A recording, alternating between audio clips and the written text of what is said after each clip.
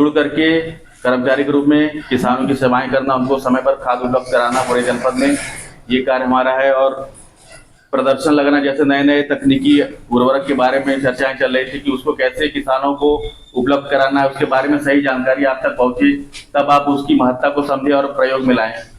तो जैसे किसान भाइयों बात चल रही थी कि ऑर्गेनिक कार्बन बढ़ाने के लिए आपने कोई ऐसा फैक्ट्री सुना है जिसके अंदर हम जो डालें वो वही बंद करके निकालें? जैसे अगर हमें बिस्कुट की फैक्ट्री में जाएंगे तो कच्चा माल हम क्या डालते हैं, मैदा या आटा, और निकलता क्या है, बिस्कुट या ब्रेड।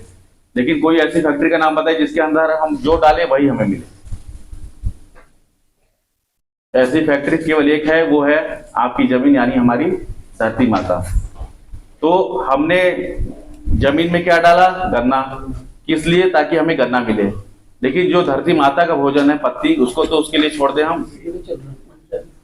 हम लोग क्या करते हैं, उसको फूंक देते हैं, जला देते हैं। उससे 3 तरीके से प्रदूषण हो गया। पहला तो वायुमंडल को प्रदूषित करेगा, सांस लेने में दिक्कत आएगी, गर्मी बढ़ती जा रही है, हर घर में एसी चाहिए, हर कमरे में एसी चाहिए। अब दूसरा, जो वहां पर छोटे छोटे जीव रहते हैं, जैसे आप एक दूसरे को तो देख सकते हैं, लेकिन कुछ ऐसे भी जीव होते हैं जो हम अपनी नग्न आंखों से नहीं देख सकते। उनका हमने नुकसान कर दिया, वो क्षति पहुंचा दी। और जो जीवांश कार्बन है, वो जो उसके अंदर जाकर के सड़ करके धरती में उपलब्ध होता है, वो हमने खत्म कर दिया। तो जीवांश कार्बन का ठीक वैसा ही महत्व है जैसा हम खाना खाने के लिए बर्तन लेते हैं। हम सभी खाना को हाथ में लेकर के तो खाते नहीं है, उस भोजन को धारण करने के लिए हमें बर्तन चाहिए। वैसा ही काम करता है कौन?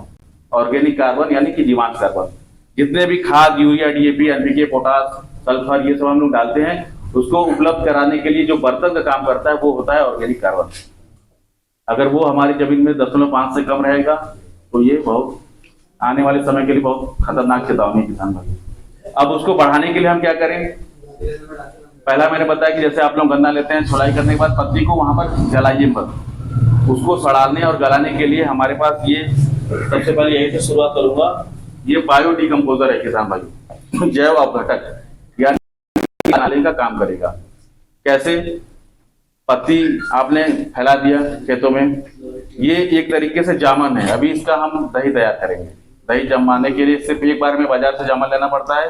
हमारे यहाँ पूरब में जोरन कहते हैं, जोरन। तो जोरन सिर्फ एक बार लेना होता है, फिर बार बार हम उसको घर में ही दही तैयार कर सकते हैं। अब इससे वो खाद कैसे बनाना है जो सड़ाए गलाए हमारे अवशेष है पत्तियों के। आपको क्या करना है, 200 लीटर का ड्रम लेना है या फिर 100 लीटर का, जैसे आपको उपलब्धता हो सके।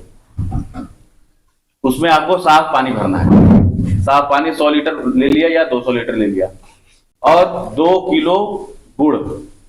ऐसा गुड़ नहीं चाहिए जो बहुत क्वालिटी वाला हो खाने के लिए, अपनी जो बचा कुचा भी गुड़ होता है वो आप 2 किलो उसके अंदर गुड़ डाल दें।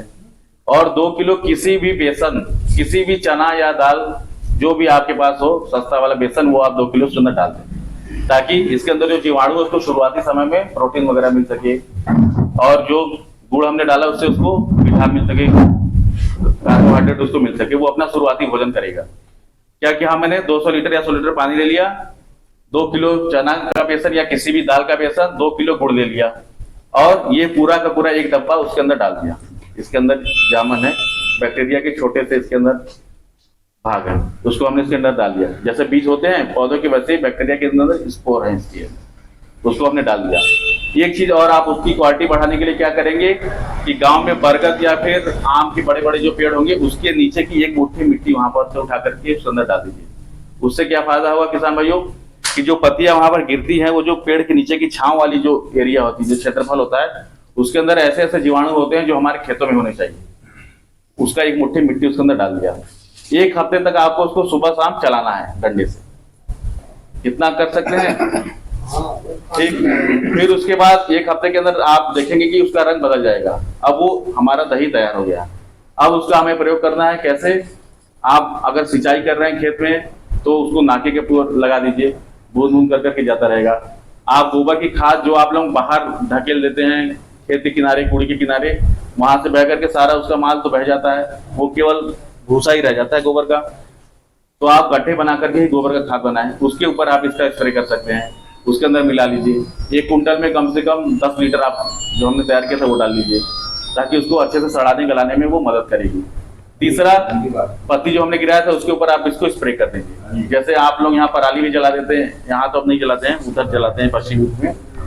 तो पराली जब आप काट लेते हैं धान की, जो अवशेष बच जाते हैं उसके ऊपर आप स्प्रे कर दीजिए और उसको मच्छर से एक बार जोत दीजिए। वो सारा जो उसके अंदर है अवशेष वो मिल करके सारे कार्बन वो जमीन के अंदर रह जाएगा। जला देने से जो नुकसान होता था वो नहीं होगा। और इसका आप जड़ों जड़ों पे ड्रेंचिंग भी कर सकते हैं।